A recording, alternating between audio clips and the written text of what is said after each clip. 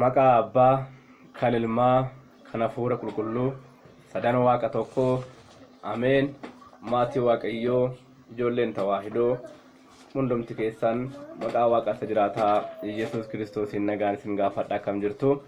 Akkamiin turtanii, akkamiin sa'aatii kana eegdanii, galanni Waaqa keenya, uumaa keenya, qoricha keenya Yesuus Kiristoosiif haa ta'u.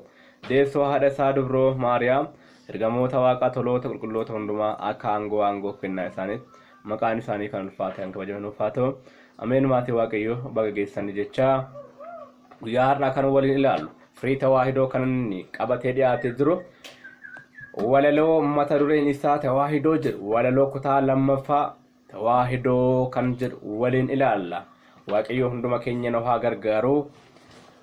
Maqaa Abbaa, Ilmaa, Hafuura Qulqulluu sadanuu tokkummaan amannee kan bullu maatiiwwan Kiristoos xiqqaaf guddaan martu naguma keessanii kiristaanni martu naguma keessanii kiristaanni martu.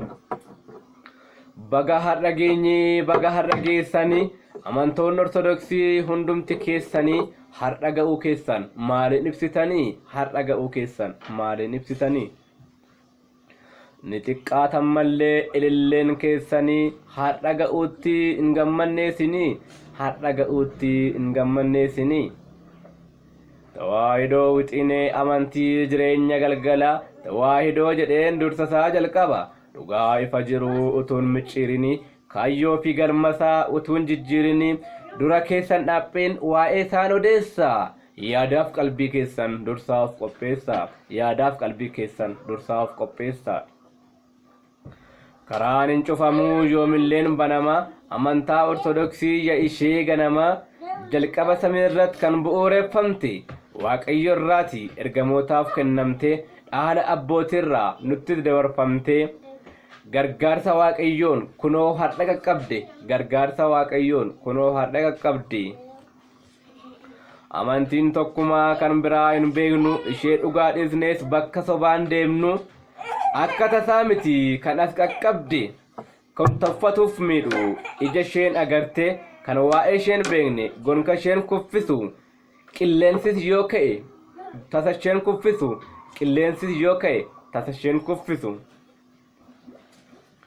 Amantii abboolii kan turte kaleessa karaa sittin cufu miidhagseen bareecha abbaaf haadha koo utubaa dhaadannoo tasa kan hin banne naaf ta'e mallattoo anis nan kunuunsaa dallaa itti jaaree warreen na dhaalchisan abbootii koolaalee warreen na dhaalchisan abbootii koolaalee.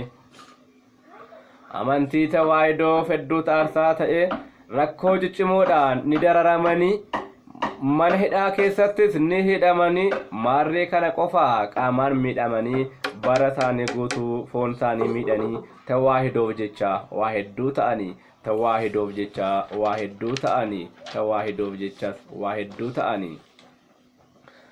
Amantii tawaahidoo warra aarsaa ta'e hunda isaanii ibsuuf yeroon naga'e sammuu koon olii baay'ee nama dhiba kutannoon isaanii baay'ee ajaa'iba. Tawaahidoo dhugaa maaloon dagatina tawaahidoo dhugaa maaloon dagatina. Phexros fannifamee tawaahidoof jedhee amantii abboolii koos hin dagadhu jedhee gootni amantii isaaf bakkaaf yeroo laata jireenya galgalaaf bu'ee ba'ee kaata. Beelaa fi rakkina hundumaa danda'ee cimina tawaahidoo waa hedduu dalagee cimina tawaahidoo waa hedduu dalagee. Istifaanos cimnaan hedduu cunqurfame tawaahidoof jedhee dhagaan cabcafame rakkoo yeroo rukutamuu waaqa isaa yaadata reebamuu isaa dhiisee dhiifama kadhata inni itti lakkoofne akka meenyaatti seenaan isan dagatu har'as isa waamti seenaan isan dagatu har'as isa waamti. Mootummaa waaqaatti hedduu gaaf gammade Phaawulos naanna'ee wangeela lallabe warra karaarraa bade karaa itti agarsiise seera amantiitiin wangeela barsiise uffannaaf nyaata isaa wangeela godhate waan hundumaa dhiisee tawaahidoo filate waan hundumaa dhiisee tawaahidoo filate. Maal kana qofaaree hedduu taarsaa ta'e qulqulluun Giyoorgis itti wareegame qulqulluun Yohaannis akka hoolaa qalame wareegamtuun Arseemaan harmishees murame tawaahidoof jedhamee kun hunduu ta'ame tawaahidoof jedhamee kun hunduu ta'ame tawaahidoo baafata afaan keenya moggaasa maqaa ishees kanaan lafa keenya waan amalummaa isaan samiirraa gad bu'ee dubroo maariyaamis haadha isaa godhate lubbuu isheerraa lubbuu foon ishee fudhate amalli waaqummaas namummaan beekamee kun walitti dhufee tawaahidoo jedhame kun walitti dhufee tawaahidoo jedhame. Seenaa tawaahidoo barreessineen finnu jechin na hanqataa waa'ee ishee yoon ibsu tawaahidoo cimsuuf maaloo nus akaanu akka abboolii durii cimnee haa dhaabbannu akka abboolii durii cimnee haa dhaabbannu. Tawaahidoof dubbannaa ka'aa kiristaanotaa maaloo nu gaafata dhiigni qulqulloota mudhii keenya hidhannee kadhannaan haa cimnu qooqa namni beekuun wangeela barsiisuuf tawaahidoo cimsuuf haalaan haa jabaannu tawaahidoo cimsuuf haalaan haa jabaannu.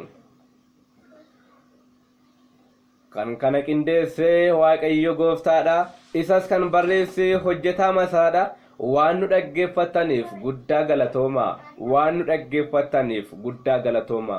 Qopheessan walaloo kanaa faarfataa daaqon Maraa'ol Firii tawaahidoo tuubii saabskraayib laayikiif sheer gochuudhaan nu jajjabeessaa gara fuulduraatti immoo bifa addaadhaan walaloo irra darbee waa hedduu qabannee dhiyaachuuf jirra.